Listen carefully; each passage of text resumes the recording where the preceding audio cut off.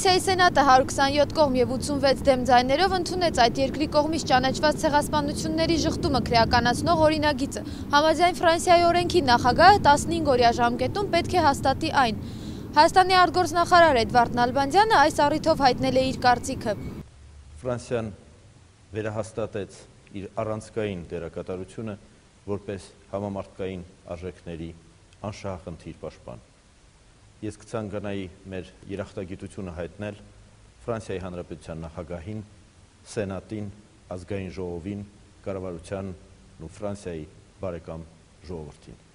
Թե ինչպես մեր իշխանությունները կօգտագործեն այս ընձեռված հնարավորությունը դեռ պարզ չէ, իսկ օրենքի ընդունման վերաբերյալ իրենց կարծիքն են հայտնել տարբեր կուսակցությունների անդամներ։ Ես ցանկանում եմ շնորհավորել Ֆրանսիային, Ֆրանսիայի ժողովրդին, որ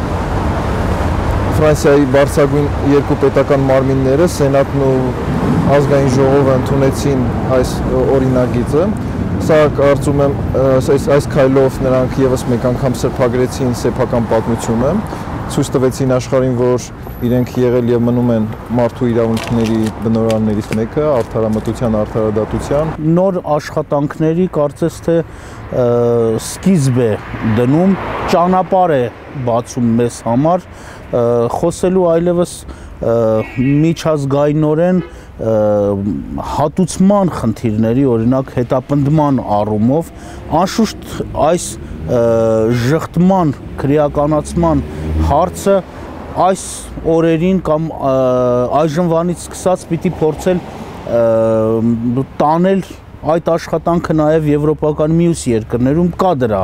նախադրյալները, հատկապես Եվրոմիության երկրներում հասնելու հաջողության, որը շատ մեծ բան կնշանակի։ Պետք է պարզապես լավ աշխատանքով, լավատոսորեն, մեծ հավատքով լծվել այս աշխատանքին եւ շարունակել այդ պայքարը։ Իսկ այն բանը, որ ֆրանսիական մի շարք պատգամավորներ որոնք հետամուտ էին այս հարցին, ենթարկվեցին ահաբեկումների, ճնշումների, սպառնալիքների, փչացվեցին կայքերը, կյանքի նույնիսկ սպառնալիքներ եղան, հնչեցին, խոսում է այն մասին, որ սա մի տոնական շքերթ չի, ինչպես փորձում են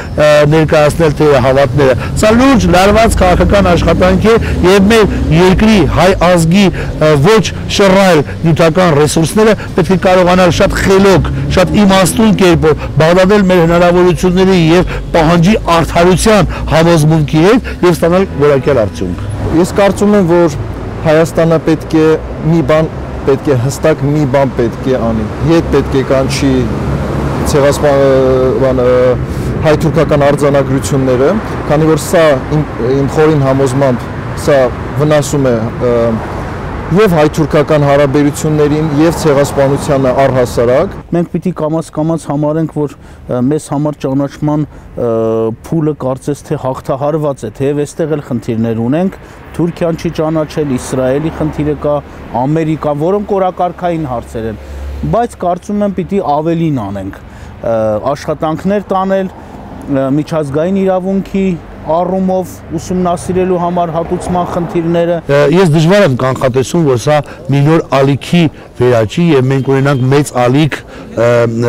ցեղասպանության ժխտումը քրեականացնելու օրենքների ընդունման կապակցությամբ, ասենք եվրոպական երկրում, բայց ես վստահ եմ, որ նման